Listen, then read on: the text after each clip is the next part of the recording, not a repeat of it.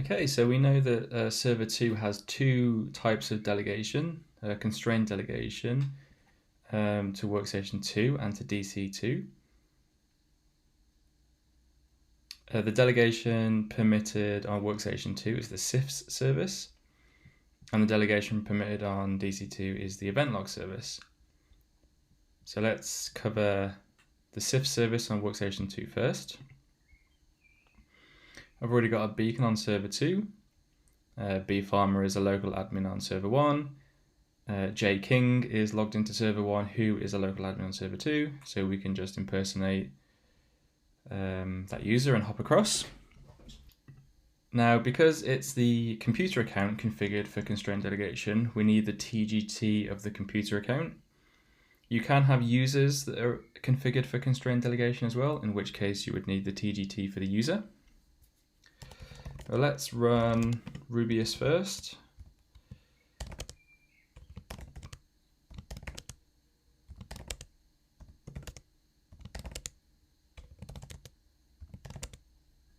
I'm going to run triage.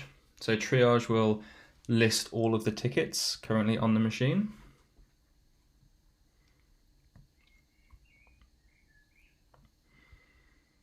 Okay, and we can see that my current logon session is 3E7.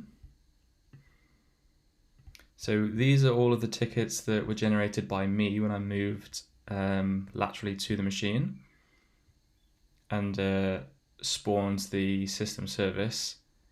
So let's take the TGT from this other logon ID. And so we can do that with Rubius dump.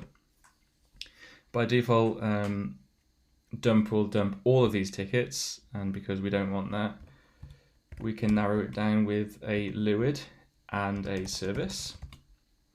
So the LUID, let's say 03E4,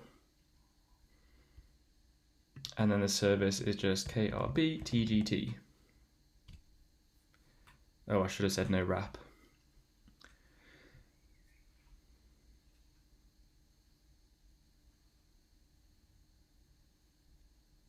Okay, let's just do it again with no wrap.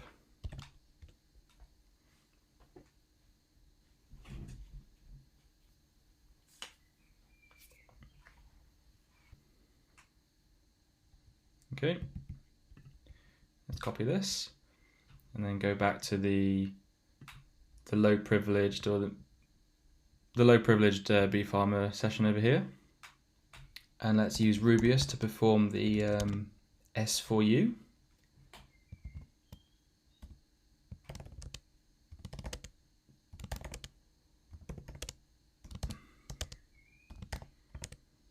So this is S4U. We want to impersonate a user. So this user has to be a privileged user on the target. We know that nlam is a domain admin, or you can enumerate domain accounts, other domain accounts that may also be a local admin on the target. In MSDSSPN, we need the service that is configured for the delegation. In this case, it's CIFS on workstation 2.dev.cyberbotic.io. The user is the target user configured for the delegation. So that is the serv2 machine account. And then we can give it a ticket, which is the TGT that we just captured. And let's say no wrap again, because it will give us some more tickets. So this is the SVU process.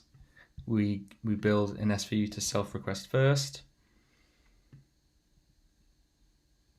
and then the SVU to proxy request.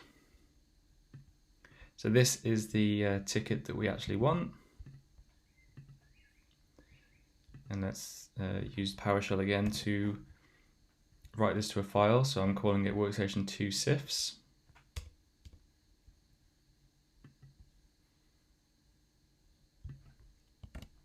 And then my sacrificial logon session, we're impersonating nlam. So that's who I'm going to create a token for and give it the fake pass. And then Kerberos ticket use.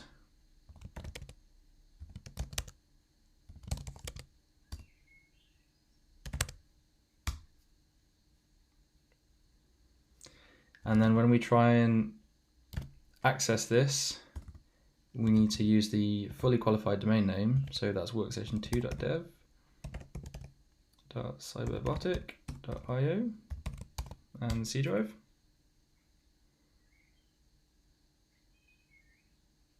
Okay, so we've got access to it, and you can see that if we don't use the FQDN, we can't access it basically.